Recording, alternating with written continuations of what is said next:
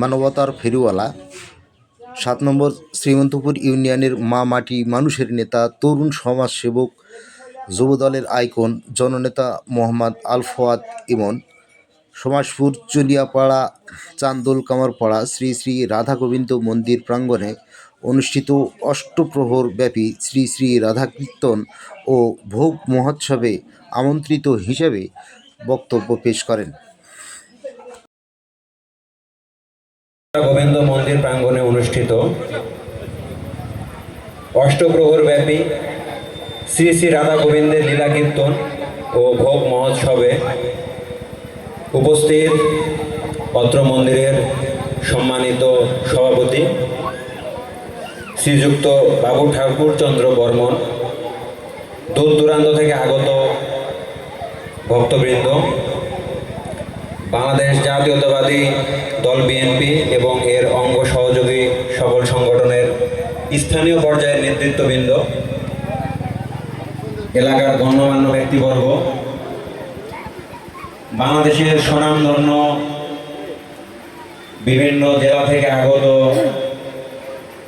কীর্তনিয়া মহোদয়গণ, সাংবাদিক ও মিডিয়ার ভাইয়েরা, সকলকে জানাই আমার অন্তরস্থল থেকে শুভেচ্ছা, অভিনন্দন ও সালাম। আসসালামু আলাইকুম।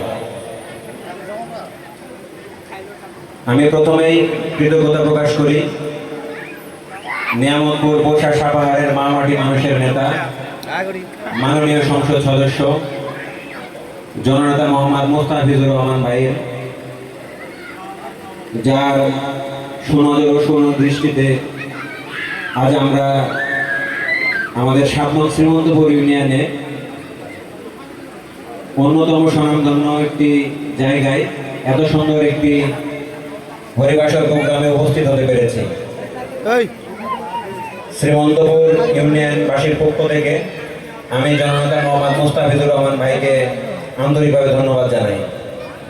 সেই পাশাপাশি এত সুন্দর একটি আয়োজন নির্বিলি পরিবেশে সুশৃঙ্খলভাবে একটি হরিবাসর আয়োজন করার জন্য আমি অত্র মন্দির কমিটিকে আন্তরিকভাবে ধন্যবাদ জানাচ্ছি।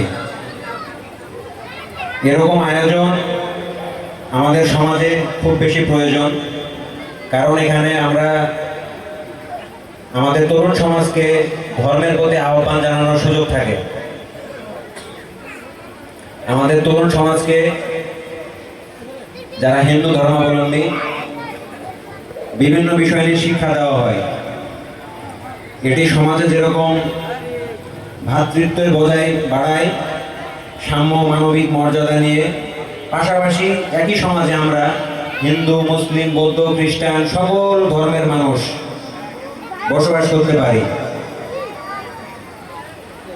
অন্ধকার দূর করে সমাজে আলোর দিশা দেখাতে এরকম আয়োজন বেশি বেশি প্রয়োজন বলে আমি মনে করি। যেখানে ধর্মচর্চা হবে, ধর্মের জ্ঞান চারিদিকে ছড়িয়ে পড়বে। আমি দীপজয় স্যারকে আন্তরিকভাবে ধন্যবাদ জানাই যে তিনি আমার মতো একজন ক্ষুদ্র মানুষকে মন্দির কমিটির পক্ষ থেকে আহ্বান জানিয়েছেন, দাওয়াত দিয়েছেন। সেই পাশাপাশি আমি আপনাদেরকে আশ্বস্ত করতে চাই, আমরা এমন একটি বাংলাদেশের স্বপ্ন দেখি যেখানে হিন্দু, মুসলিম, বৌদ্ধ, খ্রিস্টান সবাই মিলে সুখে শান্তিতে বসবাস করব, যেখানে কোনো ভেদাভেদ থাকবে না, জাতিগত কোনো ভেদাভেদ থাকবে না, ধর্ম, বর্ণ, সকল পেশার মানুষ আমরা একসঙ্গে বসবাস করব। সমতলে বসবাসকারী ভাইটি যেরকম সুবিধা পাবে, আমার পাহাড়ে বসবাসকারী সেই ভাইটিও নাগরিক সুবিধা পাবে।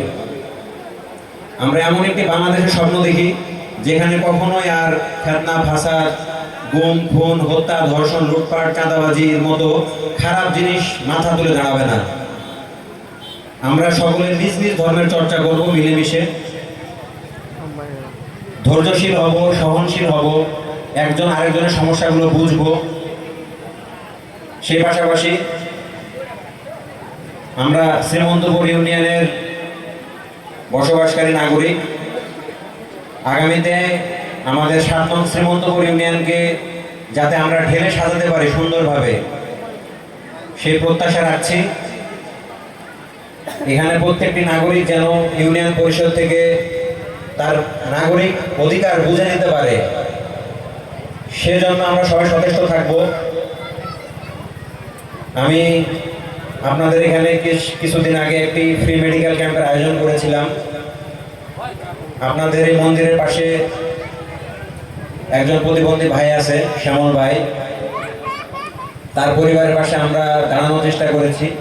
সেই পাশাপাশি এই মন্দির অত্যন্ত ঐতিহ্যবাহী একটি মন্দির। এই মন্দিরের সর্বাঙ্গীন মঙ্গল কামনা করি এবং আমার পক্ষ থেকে আমি সর্বোচ্চভাবে চেষ্টা করব আপনাদের সুখে দুঃখে বিপদে আপদে পাশে থাকার। আমি ছোট মানুষ, আমার কথার মধ্যে ভুল ত্রুটিগুলো ক্ষমা সুন্দর দৃষ্টিতে দেখবেন। আপনাদের সকলের সুস্বাস্থ্য মঙ্গল কামনা করে আমি আমার সংক্ষিপ্ত কথা শেষ করছি। আল্লাহ হাফেজ। বাংলাদেশ জিন্দাবাদ। অষ্টম প্রহর ব্যাপী শ্রী শ্রী রাধা গোবিন্দের লীলা কীর্তন ও ভোগ মহোৎসব সফল হোক।